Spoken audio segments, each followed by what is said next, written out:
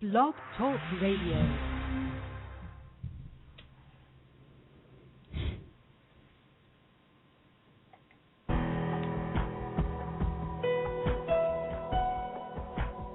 Welcome to our program on Kardec Radio. And now, here's our host, Dr. Vanessa Anceloni. Welcome, dear Kardec Radio listener. We are here in a most important show. It's about giving support, giving you tools of nourishment, healing for the souls of all those who have experienced the terrors of war, the difficulties of coming back, and most especially of trying to get back together to themselves, to their relationships, to society. It's quite difficult, and we all know that humanity has been in a history of wars. This is humanity's history. And Kardec Radio is here also to reach out to all those. Much in the thought of the amazing French spiritist Leon Denis in the book Depois da Morte, Here and Hereafter.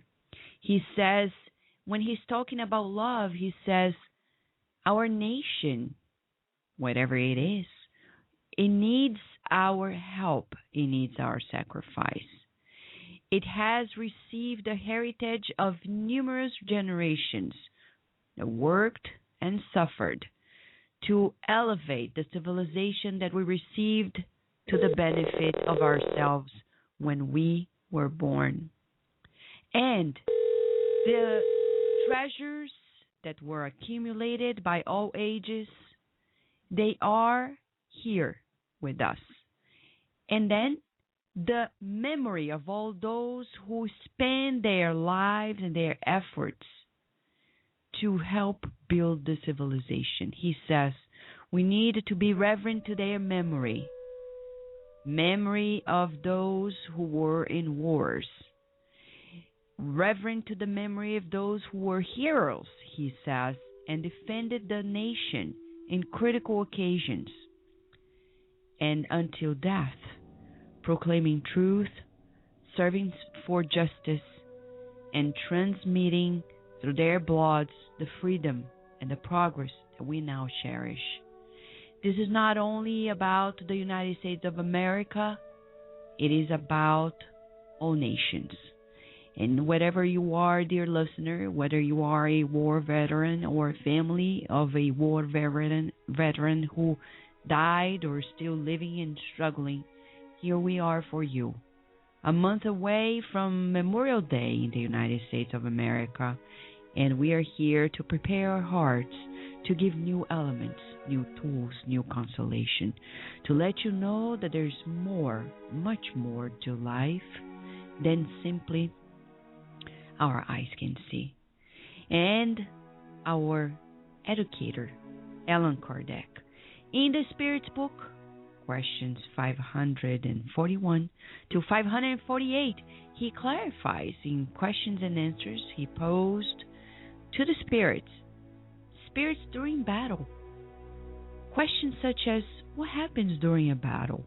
Do spirits actually assist and aid the forces in the fight? Yes. And they stimulate their courage. And Kardec comments, the ancients represented the gods are taking the side of these or that people. Such gods were nothing more than spirits represented by allegorical figures. And he asks whether or not the spirits will support one who is not fair in the fight of war. And the answer of the spirits is amazing. You know perfectly well that there are spirits who seek only discord and destruction. For them, war is war. The justness of the cause means little to them. And this, dear listener, is something for us to keep in mind. There are earthbound spirits of millions in this earth. Some are evolved, but majority is still very earthbound, and they are still taking sides out of their own whims as well. And they will be there to make war because of war, and it will complicate things a whole lot. So here we are laying out the rules, the spiritual laws that rule battles as well. So we prepare ourselves not only for the times when this happens, but also to deal with the aftermath of it. There is a spiritual component to it, and we need to reach out to all those who are suffering. And we would say spiritist centers are some of the best ways to combine with your medical psychological treatment to help you in the recovery of your mind, body, spirit by offering the fluid therapy, the disobsession therapy, and dealing with the spiritual aspect of being in a war. There is much more we want to share with you. For now, would like to open up this session as we will bring here Dr. Stanley Krippner, who is a professor of psychology at Saybrook University, San Francisco, an amazing author of many books, especially the one we're going to talk about today, Haunted by Combat, Understanding Post-Traumatic Stress Disorder in War Veterans, published in 2007, republished in 2010, together with Paulson, an amazing book that clarifies, it's not an anti-war book, but it clarifies the aftermath and the many things that need to be done to address the personal and the social aspects of being in a war. Dear listener, we hope you now enjoy the beginning of the program with a most enlightened message by the Spirit Emmanuel through the hands of Chico Xavier. Only today, in the book and CD, Lightning Messages, published by the Spirit Side of Baltimore. Let us listen to this. And after our first break, we'll be back with Dr. Stanley Krippner.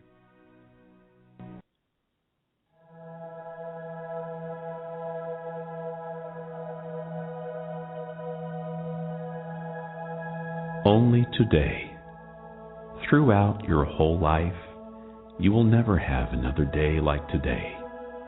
Remember this, and attend to all good that you can do. Be useful by helping someone. Pay heed to your duties. Happiness and peace, hope and care are what you wish to sow in your path. Joy and favor are gifts that you wish to offer. Relationships that you need to mend, courtesy at home, the most simple and the most demanding work. Review, readjustment, corrections, forgiveness, signs of care and esteem, spiritual support during the work that you embrace and bless. Not one of these things should you delay or leave for later, because time will not return. In a day like today, you only have once.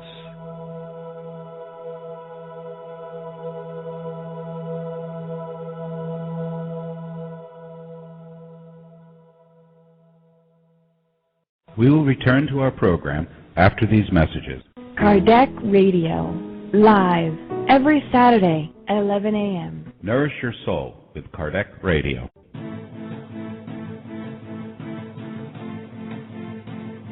The International Spiritist Council is organizing and promoting the 7th World Spiritist Congress, which will be held in Havana, Cuba on March 23rd through the 25th of 2013. The Congress theme will be Charity and Spiritual Education in Building a World of Peace. 150 years of the Gospel according to Spiritism. For more information, please visit www.7cem.org. Nourish your soul with Kardec Radio. Join us every Thursday live, Evolution in Two Worlds, a journey of the soul through the teachings of the Spirit Doctor, Andrea Luiz. Connect at www.tvcei.com, Channel 2. Nourish your soul with Kardec Radio. Greetings, this is Nara Dinditi with Succeed in America by Packaging Your Brilliance. Our topic today is 3 top accent reduction tips. We're constantly judged by what we say and how we say it. One of the things that could be in the way of a favorable image is a heavy accent. That's when accent reduction comes to the rescue.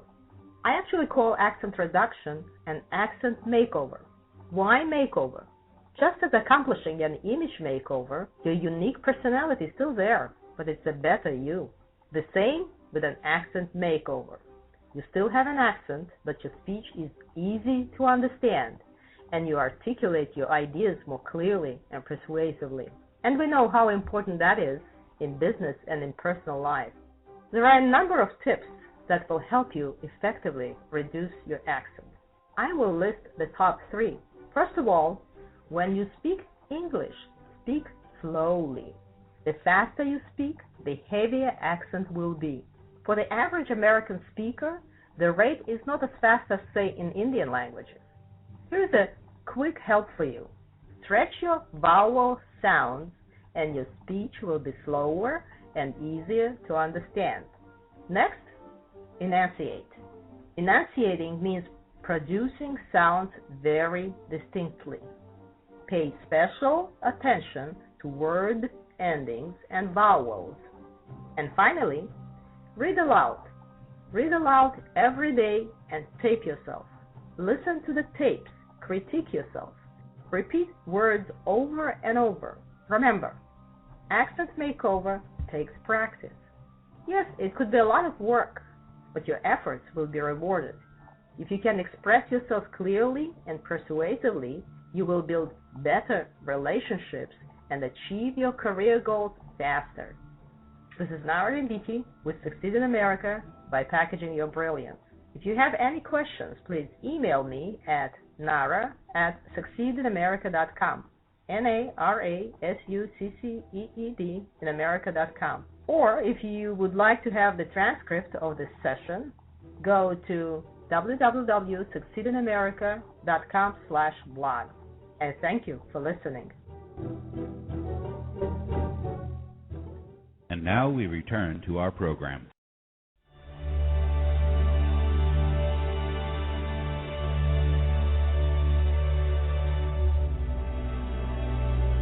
Hello, dear Kardec Radio listeners, and welcome back to the Spiritist Moment. Today our topic will be about war from a Spiritist perspective, largely based on the Spirit's book codified by Allan Kardec, questions 742 through 749. Well, dear friends, much like Kardec at the time in which he lived, we also have found ourselves asking, why does war exist? And like Kardec asks in the question 742, what is the cause that leads humankind to war? Well, the spirits very wisely answer us the predominance of the animal nature over the spiritual and the satisfaction of their passions. In the state of barbarity, nations only know the right of the strongest, and that is why war is the normal state for them. As humans evolve, war will be less frequent, since they will avoid its causes, and when it does become necessary, they will know how to make it more humane. So, the good and noble spirits bring to us that we have yet to sublimate our emotions, our animalistic nature, over our spiritual. It's a tip number 1 for us, to work more diligently on our animal-like tendencies, our instincts, and sublimate them to higher level emotions. One more thought for us to think about on a daily basis, because a society comes to war with multiple individuals with erroneous ideas. Something for us to think about, dear friends, as we continue on our journey together for today's Spiritist Moment. Question 743, Kardec asks the spirits, will war someday disappear from the earth? Well, dear friends, don't many of us think about this? Don't we hope and pray for this? Even wars that are continuously going on, small wars, some family wars, world wars, we ask this question. And there is a resounding answer that we are happy to share with you, dear friends. Questions 743, the good and noble spirits answer, yes, when men and women understand justice and practice God's laws, then all nations will all live as brothers and sisters. Wow. Again, the good spirits bring to us another tip to learn more about understanding justice and to practice God's laws. How often do we practice God's laws, let alone even understand it? So how can we begin to understand justice without even knowing what all the laws are? Tip number 2 for today, study and learn about God's laws to understand the justice. And the next question, 744 of the Spirit's book. What has been the goal of providence in making war necessary? Many times we found spiritists and non-spiritists, many different people from all different backgrounds asking this very question. Why is war necessary? And the good and noble spirits answer us very simply, freedom and progress. So what does that mean? We have free will, but we also need to progress. So sometimes what happens, well, you have a society that is stagnant for a while, so God allows a commotion to occur for people to really reflect and evolve and move on, because sometimes we need that extra boost in our lives. But there's a sub-question, 744A, that Kardec asks the good and noble spirits. If war is meant to bring freedom, why is it that it has usually had subjugation as its objective and result? And dear friends, we can see this at times in certain wars that go on, that a certain quote-unquote enemy may come in and subjugate our people or a society or a particular area. Well, the good noble spirits, they answer and they say temporary subjugation enables cultures to evolve more quickly. So perhaps there are certain cultures that are sort of stuck, that are stagnant, and they need a little bit of a boost, and that's why it is allowed for a time for purposes of evolvement and also because of free will. Well, dear friends, the last thought we will share with you today is a thought that many, perhaps who have partaken in war at some point in their lives, and perhaps a crime has been committed. Well, question 746 through 749 addresses, is murder a crime in God's eyes? Is there always the same degree of culpability in murder? And are persons culpable for the murders they commit in war? Well, the good and noble spirits answer, and ultimately to summarize everything, we will share this. God is just. God judges the intent rather than the deed. So it's very consoling for us to know also that we always have an opportunity to begin again, to redress, rectify, and forgive ourselves and also one another in this great journey of life and liberty. So, dear friends, with these tips and these thoughts for today, we wish you many blessings.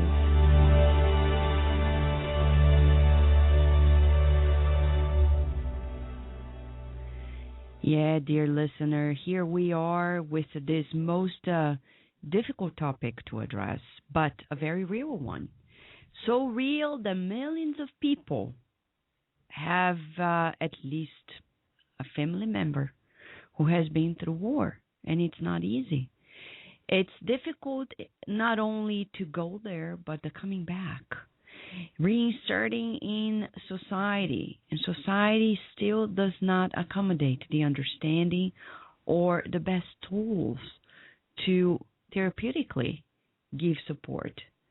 So Dr. Stanley Krippner, together with Paulson, have written a book named Haunted by Combat.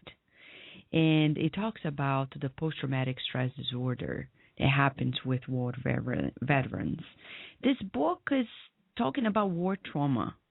And if in this life we haven't been in a war, from a reincarnation perspective, we never know.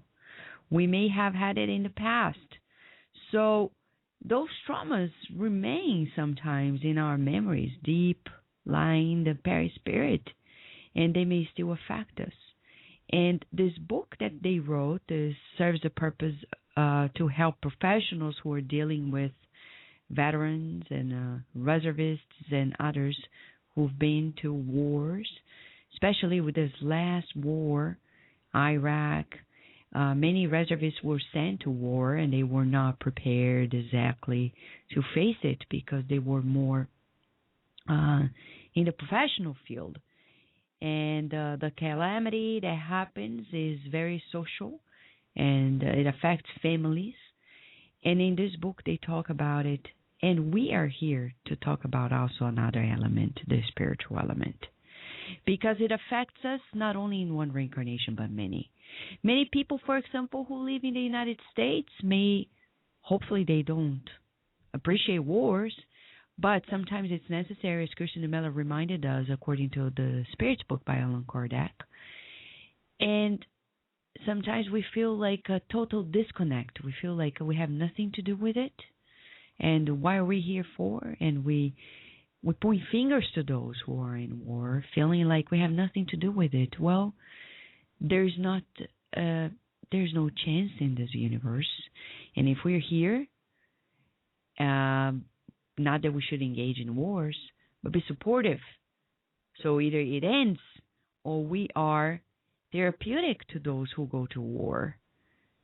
We cannot claim for a harmony, a peace that we may not yet deserve, but we also have to build together with those who are in the heat of combat and are coming back with very strong flashbacks.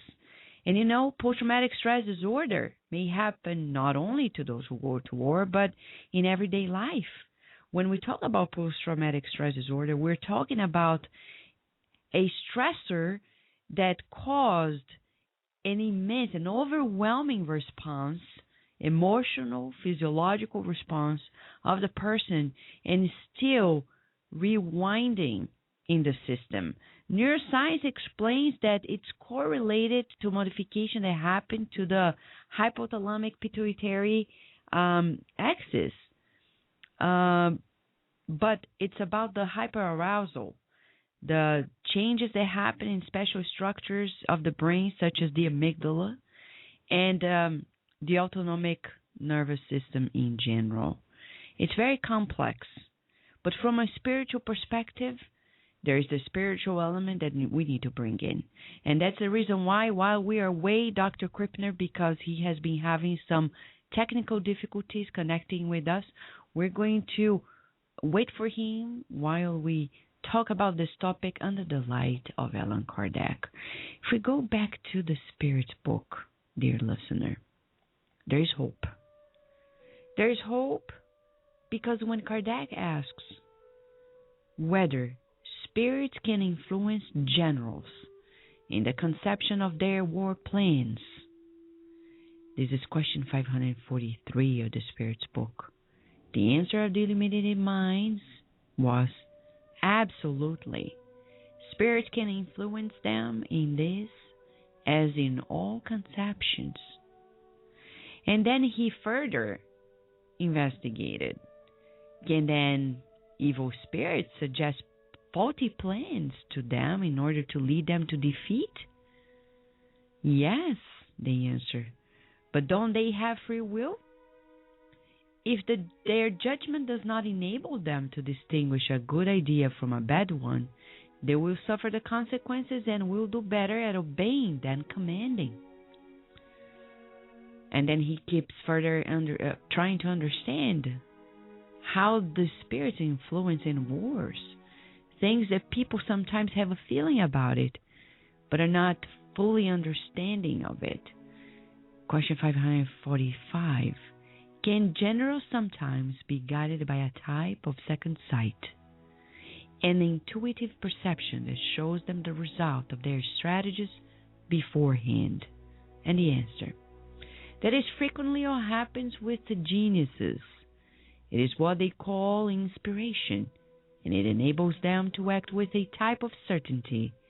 This inspiration comes to them from the spirits who guide them and who use the faculties with which such individuals have been endowed. There you go. Let us recall the passages of Joan of Arc when she was leading the army of France.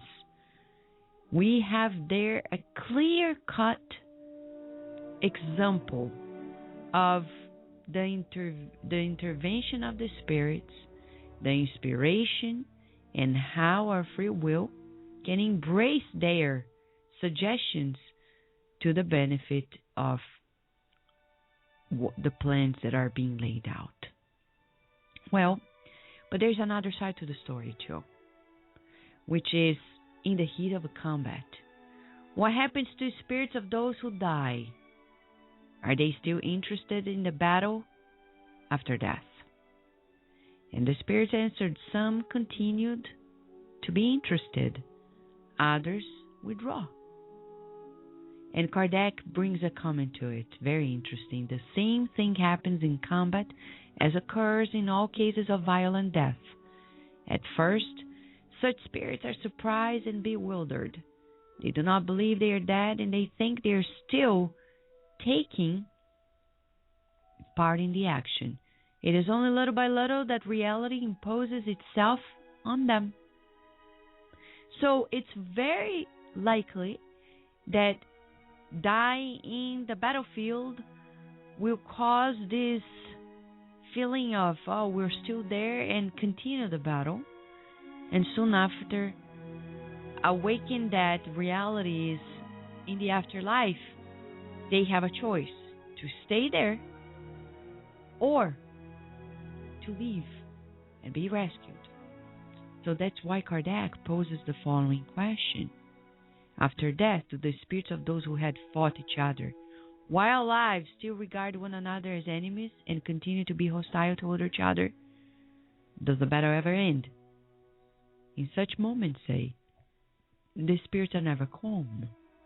At first, they may still hate their enemy and even pursue them, but when they regain their composure, they see that their animosity no longer has a reason. Nevertheless, they may retain greater or lesser traces of it, depending on their character. But do they still hear the din of the battle? Asked Kardec, and the spirit said, yes, perfectly well. Finally, what happens to those? How does this death in the battlefield happen? We want to know. We want to know how it happens, so we prepare ourselves better, and we also know what to do with what's happening to the people who are there. Do spirits who calmly watch a battle as spectators witness the separation of soul from the body? Very few deaths are truly instantaneous. Most of the time, a spirit whose body has been mortally wounded is not aware of it at the time. Only when consciousness begins to return can the spirit be seen moving beside its corpse. This appears so natural that the sight of the dead body lying there does not produce any disagreeable effect. All life having been transferred into the spirit. Only the spirit attracts attention, and it is the spirit with whom spectators converse or to whom they give orders. Yeah, dear listener, there's a lot to be done. That's why we're here at Kardec Radio, bringing this very topic to discussion. Because if you've been there, you know how hard it is and how hard the healing is. But Spiritist centers are here to give a hand to your medical, psychological treatment. In Spiritist centers, what can be offered? You can be offered new understanding about the laws of life, the spiritual laws of life, so you can gain first, self-forgiveness. Second, give yourself another opportunity, knowing that we are destined to progress and never to regress. We also get to know in Spiritist centers that there are loving spirits who are in charge of taking care of us, guiding us, inspiring us, making us progress. And you are also a beneficiary of that understanding. So, in that line of thought, we in Spiritist centers not only gain instruction in all the spiritual laws that rule our lives and can promote healing by new understanding of ourselves and others, and revisiting those difficult occasions of the battlefield from a spiritual perspective to promote healing with visualizations, prayers, for yourself, for others, but also, and most importantly, to receive the passes, what we call the spiritual passes, which is the spiritual magnetic way to receive new fluids, new energy, to heal the traumatic nuclei in your mind, the mental body, the spiritual body, the perispirit.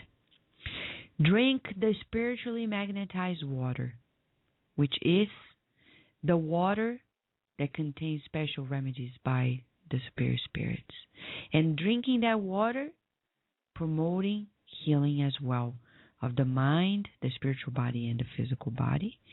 And then also in the disobsession meetings done in the spiritist centers, bringing to healing, the spirit counseling, all those entities who may be connected either to revenge or true suffering, and connected to veterans of wars and family members.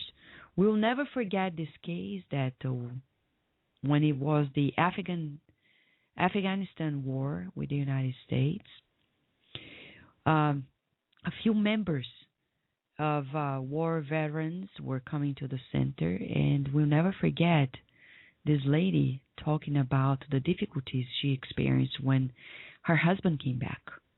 And he came back, he was a different man. Totally understandable because he was in a very hostile environment. But she said, I feel so much anger against him and I have no explanation whatsoever in that regard. Why? Why is this happening?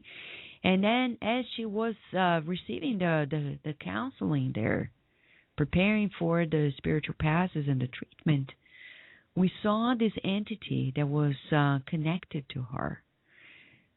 It was an entity of a 15 to 16-year-old Afghan girl who died due to this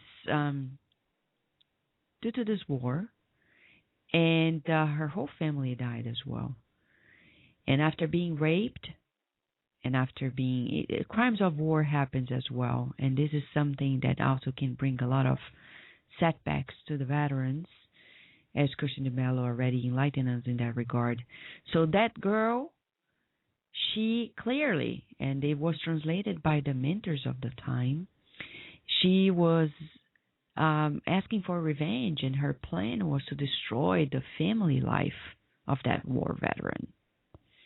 The plan was to make him do very silly things, like engage into affairs with other people, make his wife be very angry with his silly behaviors, and her willingness was to destroy the family to the point that he would engage into alcoholic behavior, drug addictions, and being apart from his family. The goal was to make him commit suicide, either direct or indirect. So as she came to the Spiritist Center, and the spirits enlightened us with that opportunity of seeing that entity, and seeing that that entity was there for harmful purposes and also needed to heal herself from the traumatic experience. In mediumistic meeting, at the disobsession meeting, that anger was being dealt with in psychotherapy and dealt in the spiritual realm. And soon after, we saw family life getting back to track as the entity was rescued to be treated in the spiritual hospital, and the man regained sanity, and then the family as well. These are some ways in which Spiritism can promote healing to war veterans, to the families of theirs. If you have any question you want to ask us, please give us a call at 858-769-4705. Right now, 858-769-4705.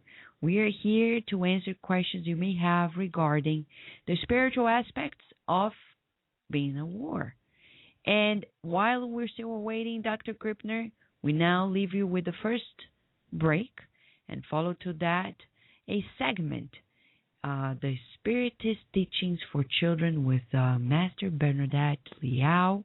And today she's going to talk about how we teach our children to engage into a different level of relationship with God. When we come back, we're going to continue the topic into this new understanding about the spiritual side of wars. We will return to our program after these messages. Kardec Radio, live every Saturday at 11 a.m. Nourish your soul with Kardec Radio. Save the date for the 6th U.S. Spiritist Symposium that will be held at the Rialto Center for the Arts at Georgia State University in Atlanta, Georgia on Saturday, May 12, 2012. This year's topic is Love and Enlightenment, a Pathway to Self-Healing. Come out and enrich your mind, body, and soul. For more info, go to www.spiritistsymposium.org. Spread the word. Kardec Radio, to learn more about Spiritism. The newest edition of the Medium's book by Allan Kardec is now available. Purchase your copy online or via your ebook reader. Simply go to www.ediciofamerica.com today. Nourish your soul with Kardec Radio. Join us every Thursday live. Evolution in Two Worlds, a journey of the soul through the teachings of the Spirit Doctor, Andrea Luiz. Connect at www.tvcei.com, Channel 2. Nourish your soul with Kardec Radio.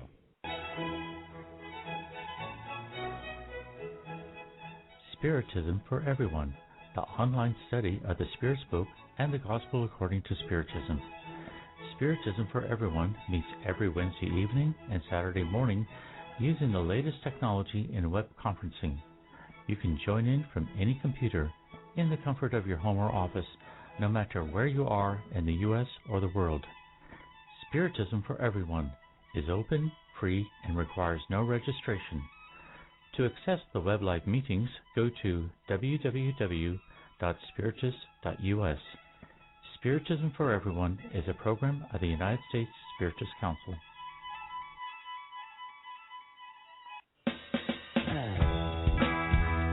Welcome to our Youth Education in Spiritism with the Kardec Radio.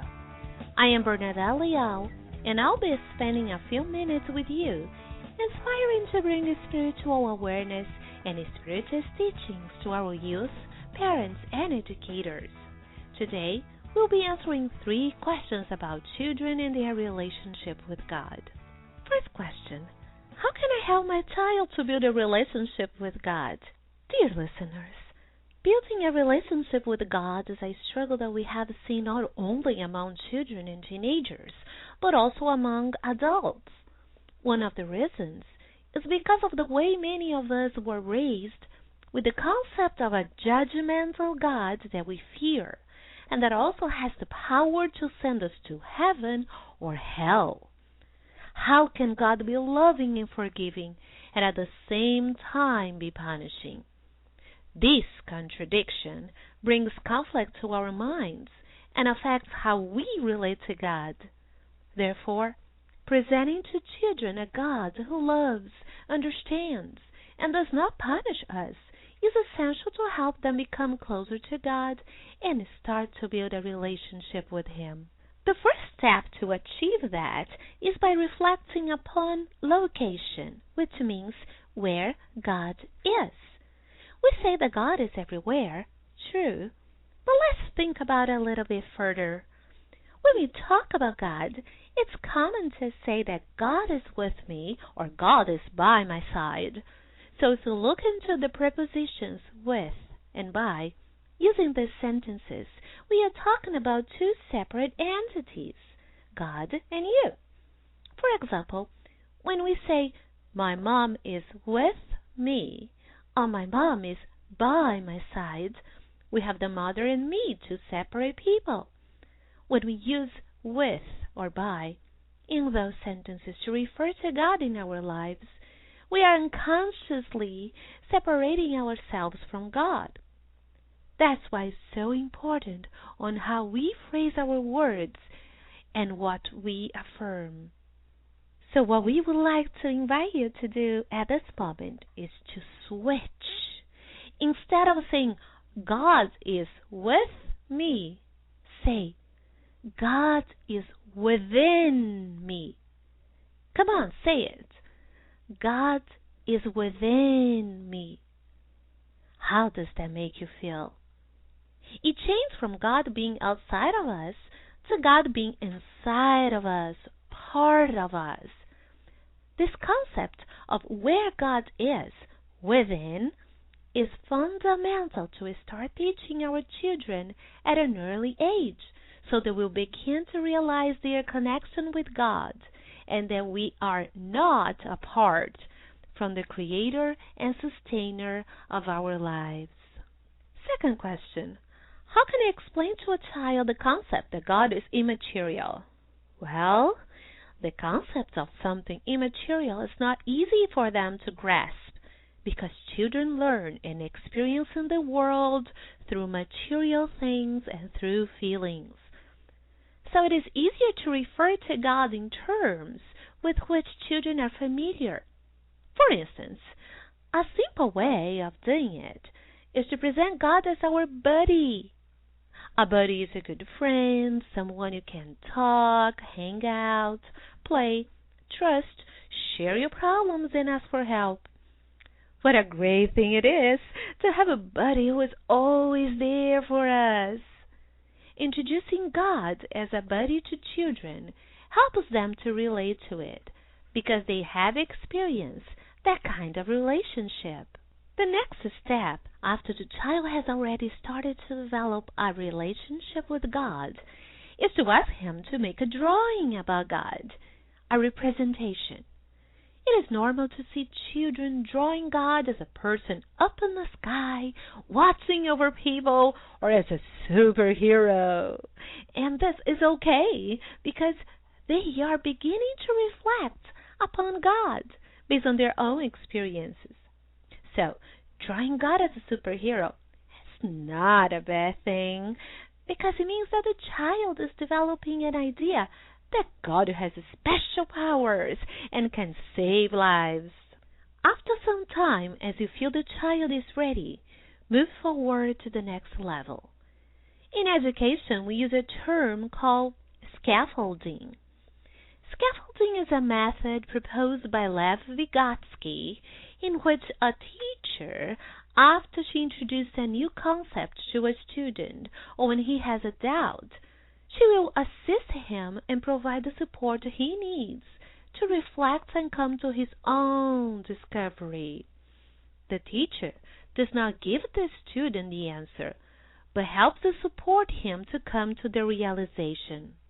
For instance, instead of saying that the child is wrong and that God is not human, you may join him in a drawing by representing God as a bright light.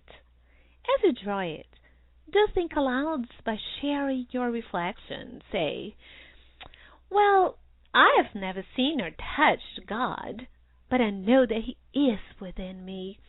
So, I'm drawing God as a light because God makes me feel warm inside, and He brings light to my life when I need. Then, simply put your picture next to your child's and let him look at it for a while so he can compare the drawings and think about what is said.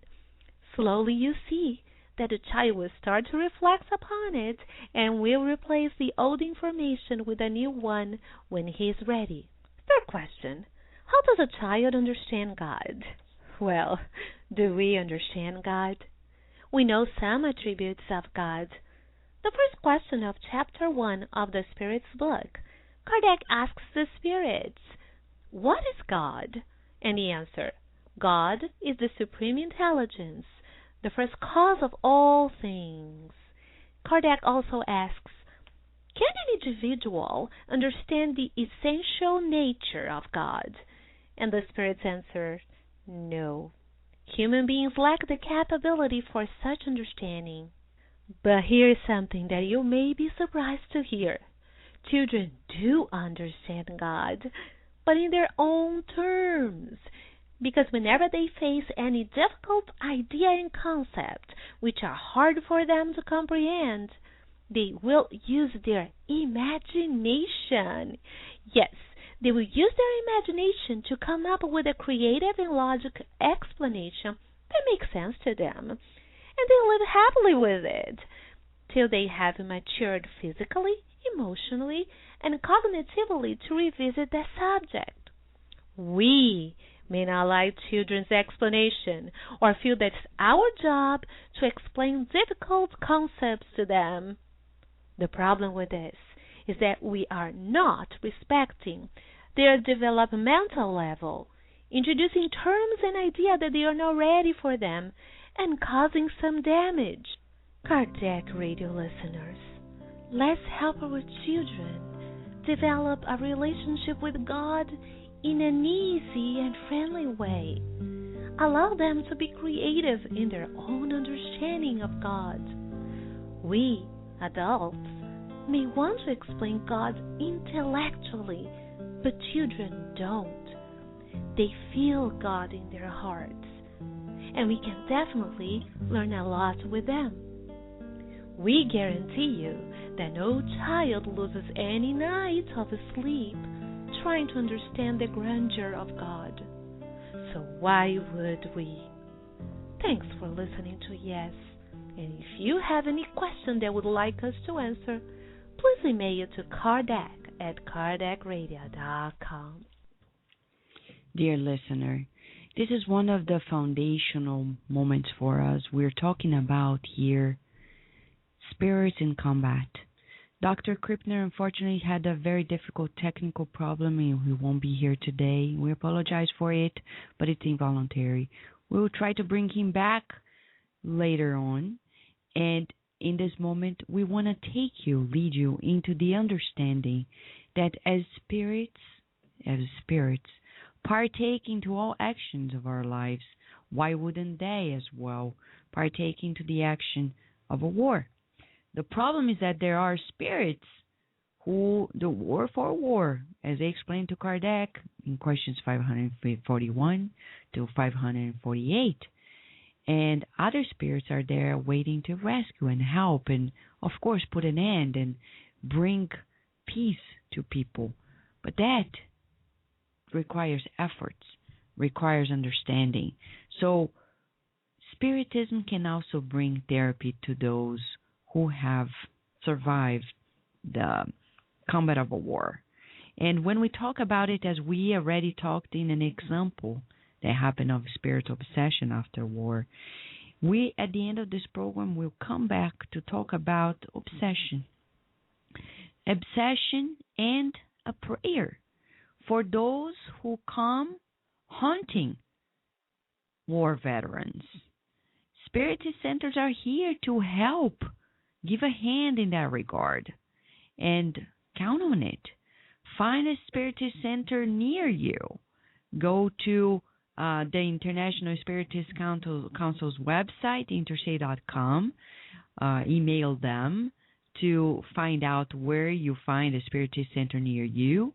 Or you can also take a look at the Spiritist magazine. The back pages of the Spiritist magazine have addresses and emails and phone numbers of all the different countries in which Spiritism already is well organized, like in the United States of America and Brazil and other countries as well.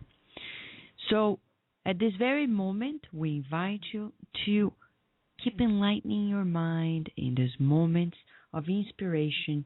And never forget, don't forget, as we're talking here at Kardec Radio, we are also being streamed live at Bezerra Online web radio, which is at spiritist.com.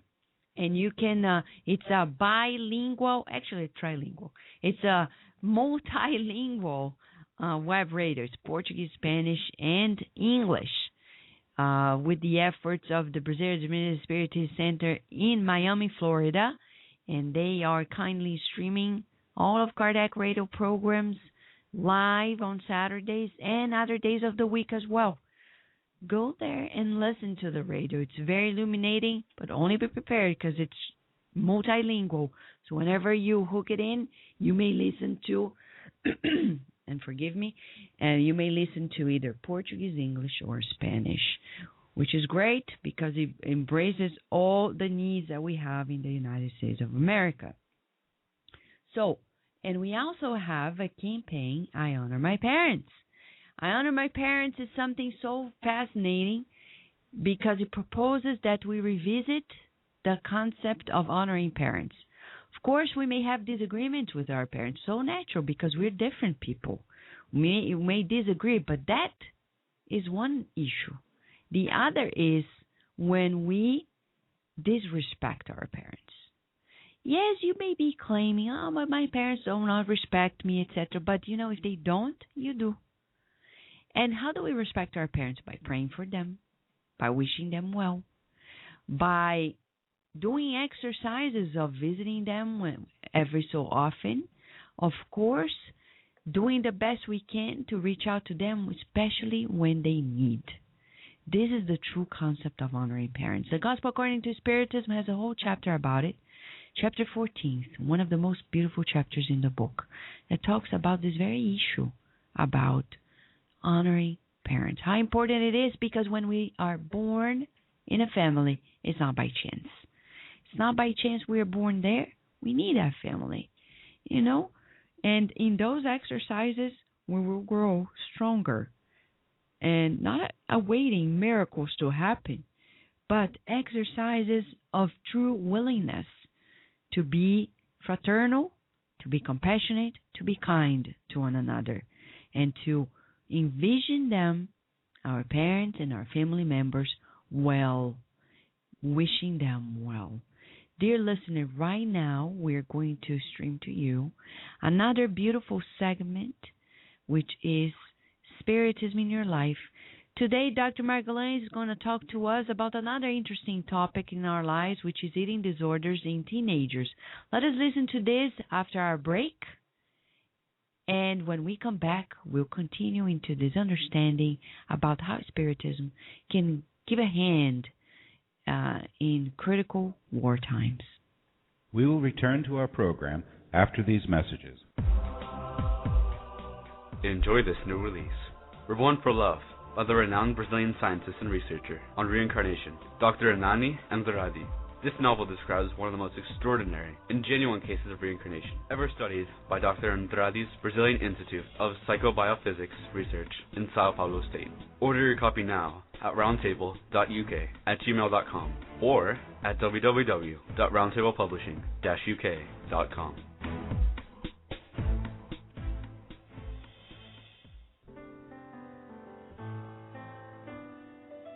Spiritist Network, your gateway to on-demand Spiritist videos. www.spiritistnetwork.com.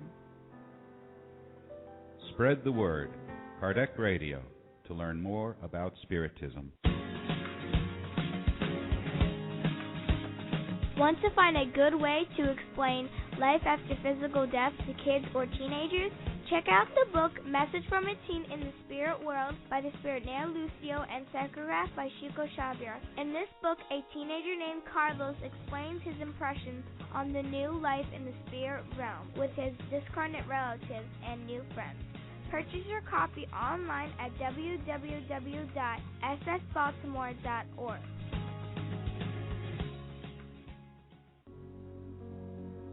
The Spiritist Magazine is a trimestral digital periodical that publishes the latest news on the Spiritist thought and the movement in the USA and worldwide.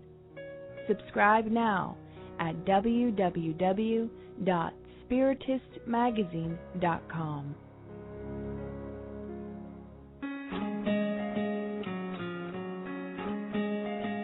In the book, A Primer on Being Good by the Spirit May May, psychographed by the medium Shiko Shavyar, explains in simple language appropriate for children two paths in life, the path of good or the path of evil.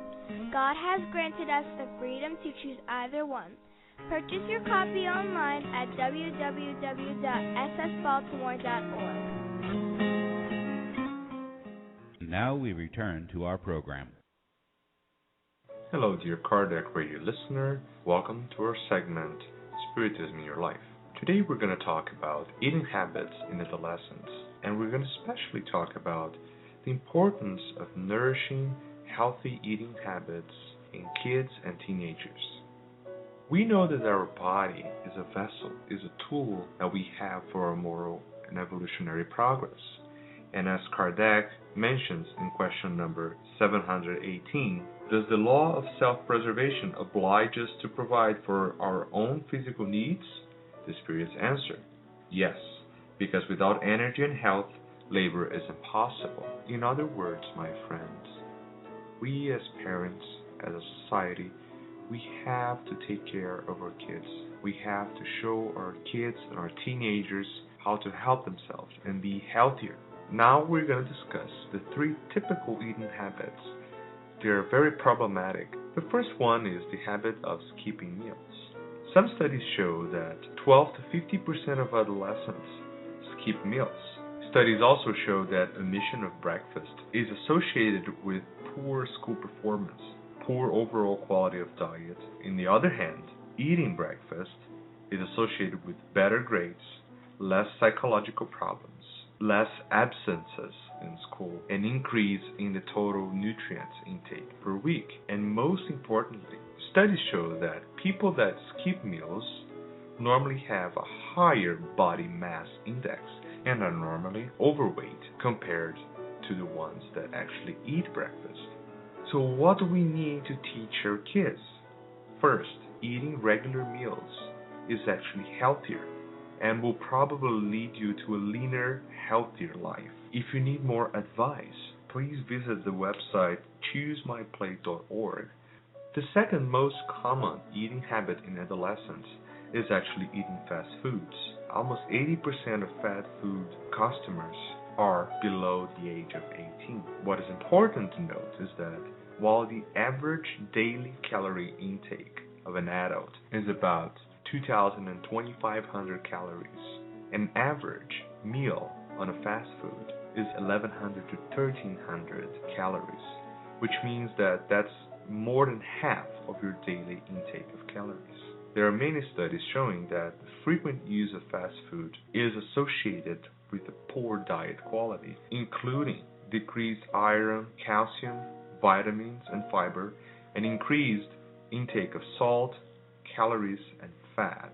And there's a modest association between overweight kids and increased amount of fast food in the diet. So what do we need to teach our kids? First, there are other options in fast food chains that are healthier. Choose other options in the menu. Also, decrease the visits. Decrease the average intake of fast food. The third most common eating habit in adolescence is dieting, which is the manipulation of food intake driven by weight concerns. And we're not talking about the regularly supervised diets. Studies show that 40 to 70% of teenagers have a history of dieting. In a 1997-98 report from the World Health Organization, they show that in the United States alone, 47% of 11-year-old females were dieting, and that increases to up to 62% of 15-year-old females. What is most concerning in this situation is that most often, teenagers who are dieting do actually have a normal weight, and they perceive themselves as fat, and they seek an unrealistic thin body, which very often is not a healthy one. The problems arising from the dieting habit are most associated with decreased intake of many nutrients, leading to increased irritability, difficulty in concentrating, sleep disturbances, cardiac dysfunction, interruption of growth, among many others. and also a dramatic increase in the chances of developing other eating disorders, including bulimia. And what do we need to do and teach our teenagers? First, work on their self-image and their self-knowledge, because this seems to be the number one cause of going into dieting. Inform them of the effects of dieting and show them that that is actually not healthy. In many cases, we need to refer them to psychological support and emphasize the importance of our body. And if you have a chance, tell them how important it is for our spiritual evolution to take care of our body. We're going to finish today's segment with a little passage from the book Our Daily Bread by the Spirit Emmanuel, psychographed by Chico Xavier. Preserve yourself. The valuable seed that you do not care for could get misplaced. The young tree that you fail to shelter is open to destruction. The fountain that you do not care for could dry up. The water that you fail to distribute becomes muddy. The fruit that is not utilized becomes spoiled. The good earth that you fail to cultivate becomes asphyxiated by useless weeds. The hole that you fail to utilize becomes rusty. The flowers that you fail to cultivate will not rebloom. The friend that you fail to preserve avoids your path. The medication whose proper dosage you do not imbibe as indicated will not benefit you physically, thus as well as the divine grace. Thank you very much, my friends, and God bless you. We will return to our program after these messages. Would you like to liberate yourself from your life struggles or to find inner balance? The Inner Journey CD has 3 beautiful visualizations that will help you bring harmony to your life. As Joanna DeAngeli tells us to, live in a way that you leave enlightening footprints in your pathway as if they were stars pointing out the pathway to happiness. To find the CD, go to the bookstore on the Spiritist Society of Baltimore webpage, www.ssbaltimore.org. That is www.ssbaltimore.org, and start your inner journey today. Nourish your soul with Kardec Radio.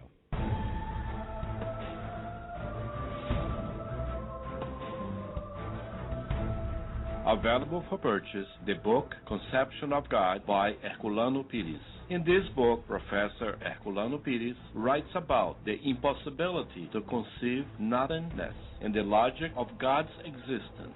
Learn more by purchasing your copy online at www.sgny.org.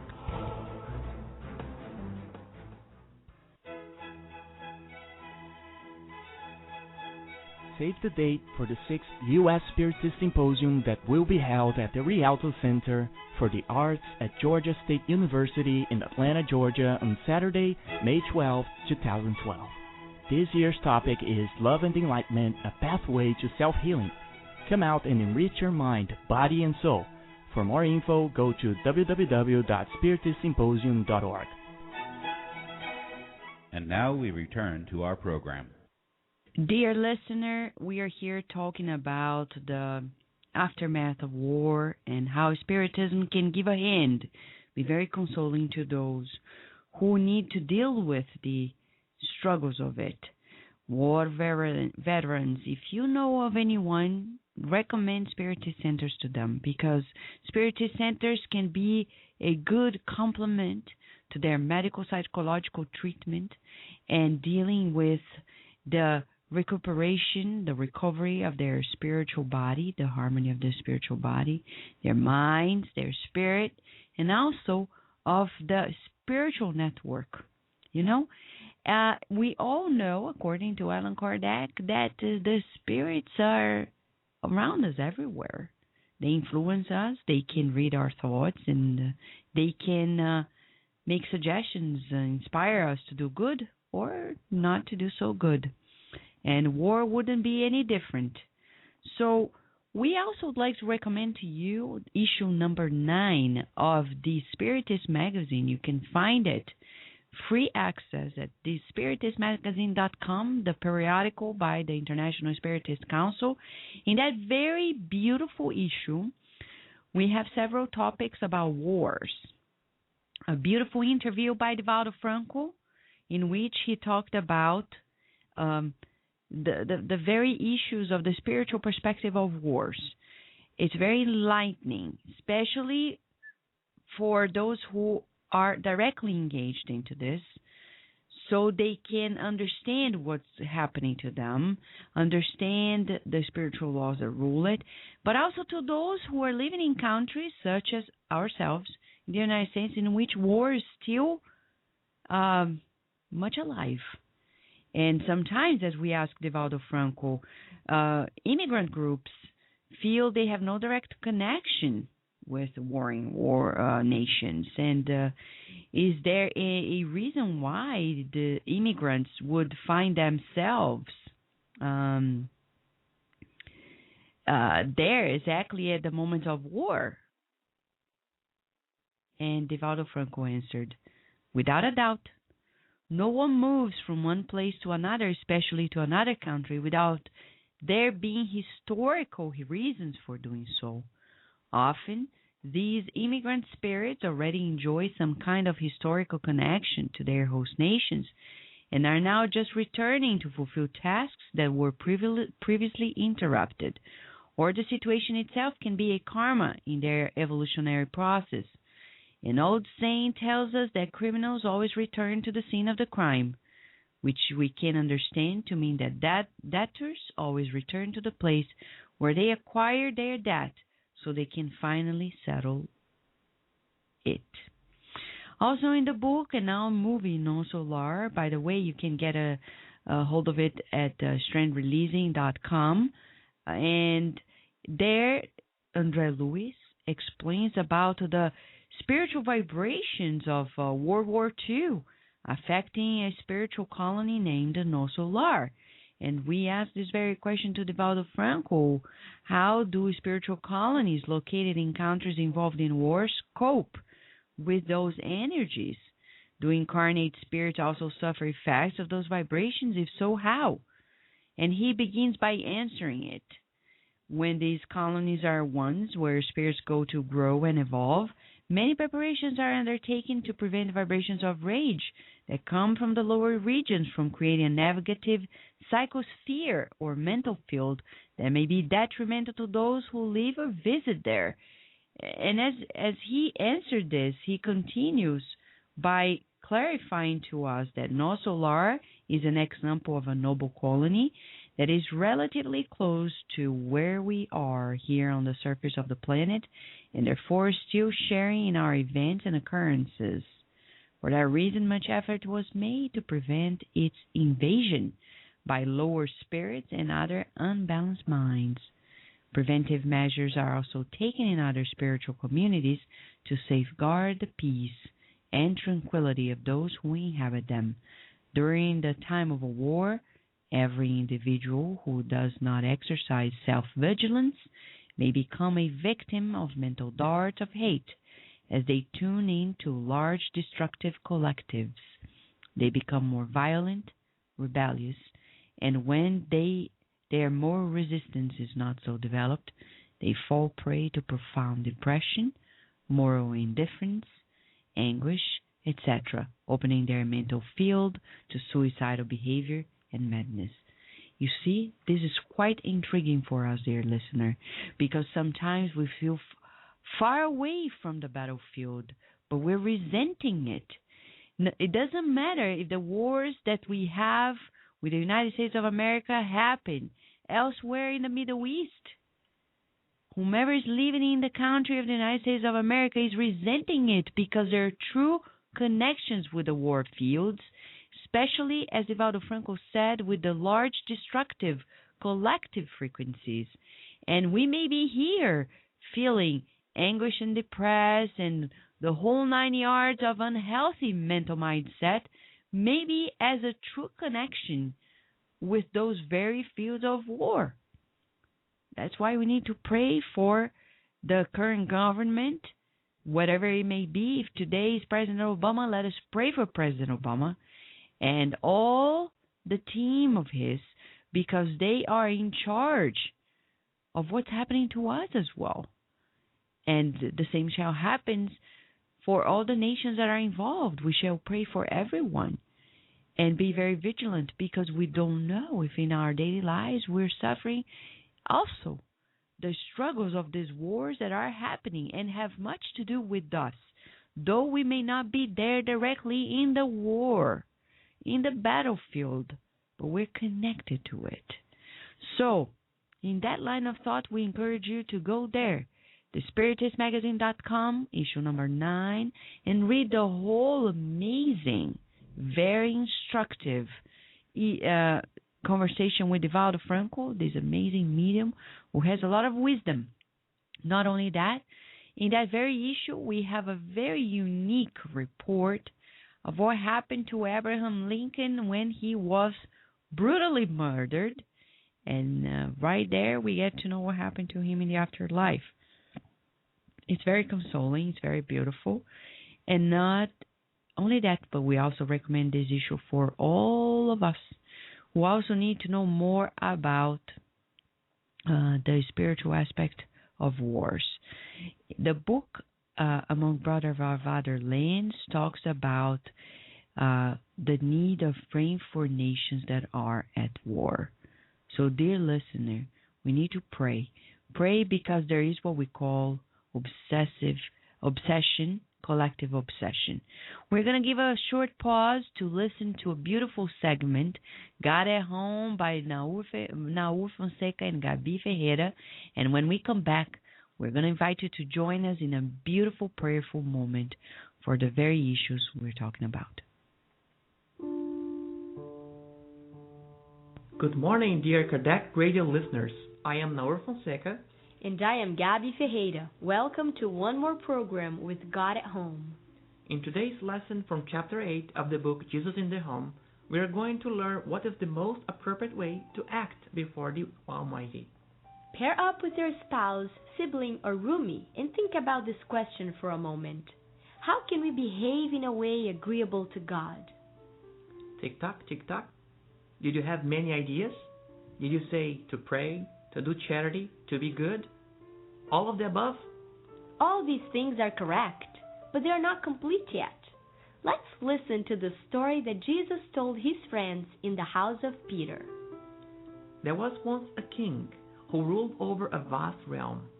Wanting to broaden his sons' minds in order to bestow a worthy inheritance on them, he took them to one of his huge domains, lush green and abundant valleys, and entrusted each one of them with a particular plantation which they were to care for and cultivate with diligent work.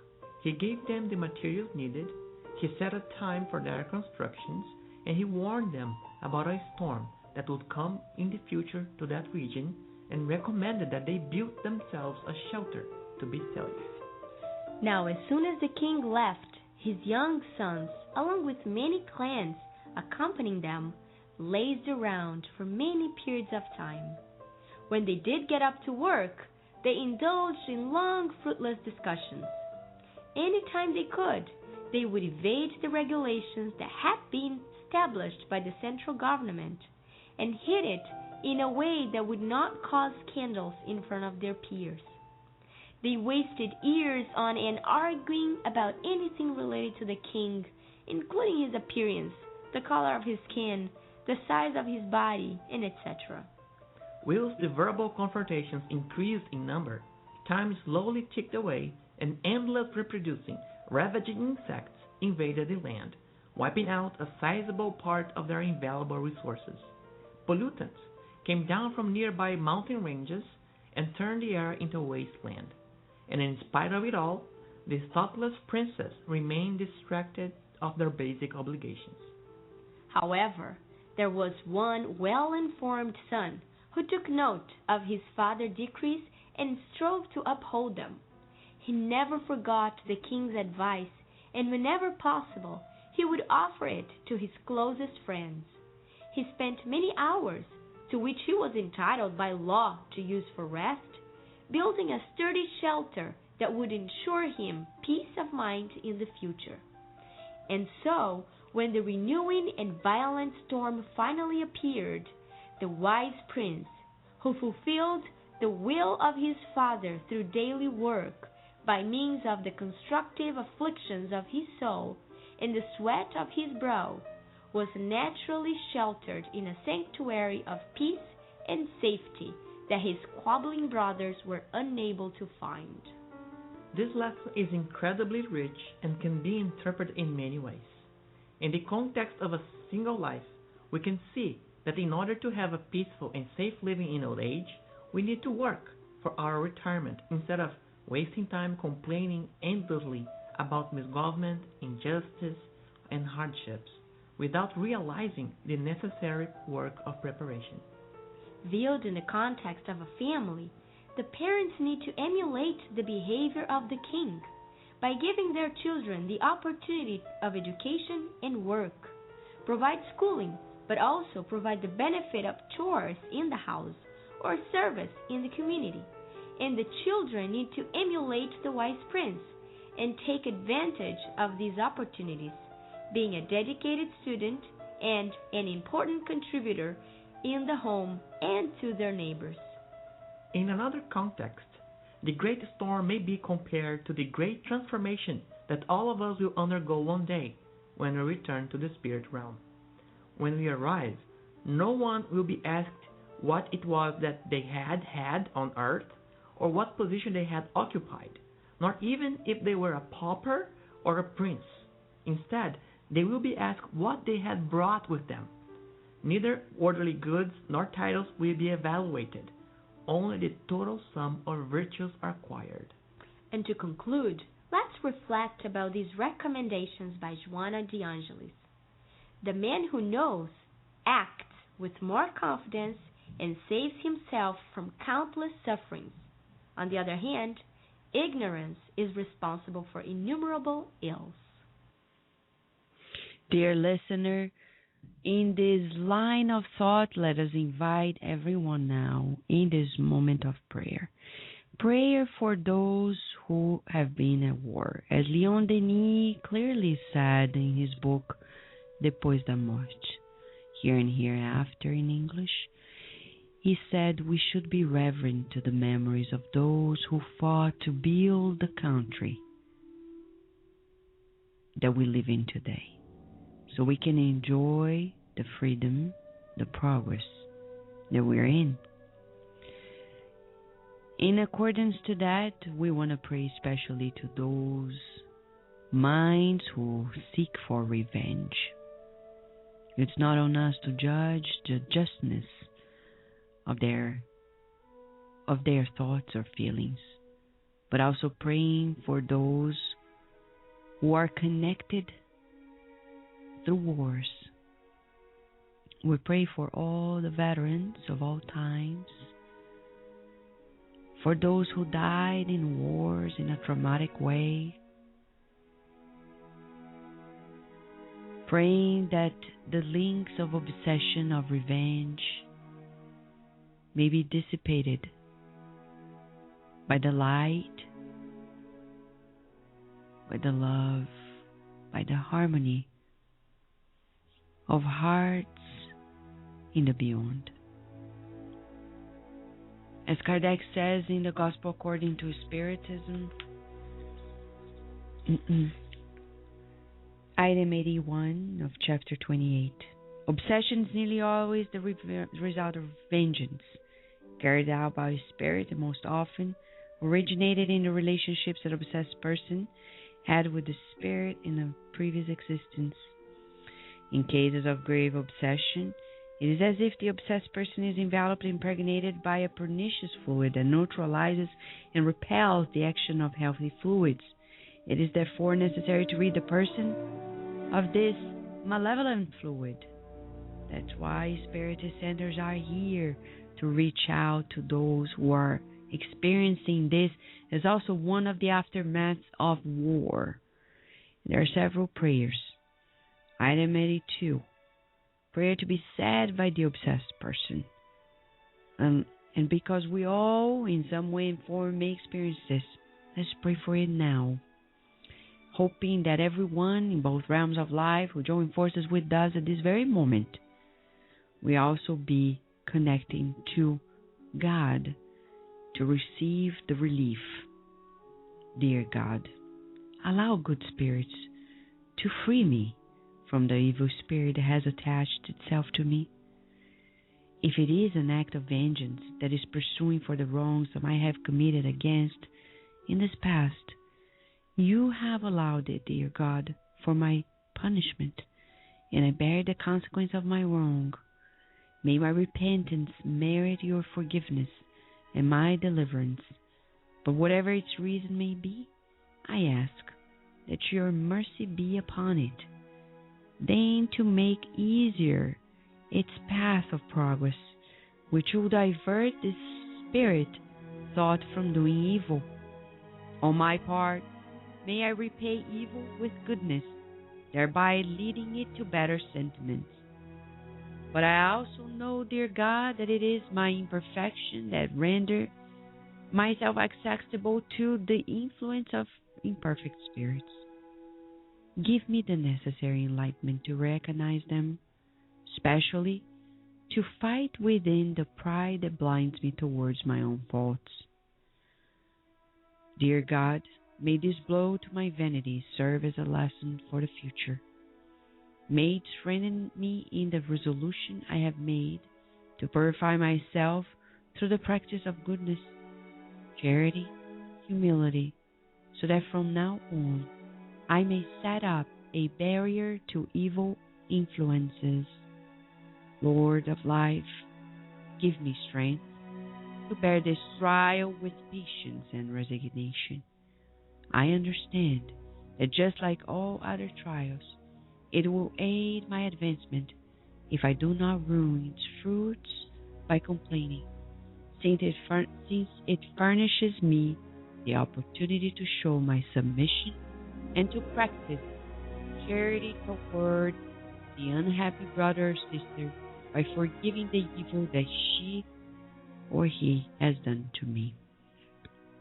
Dear listener, we praise the Lord for always a renewing opportunity in our lives, and we are very grateful to the memories of all those who have fought for the freedom, the progress that we now enjoy at each and every corner of this planet. And if we're not enjoying it fully yet, let us cooperate with one another, dear listener.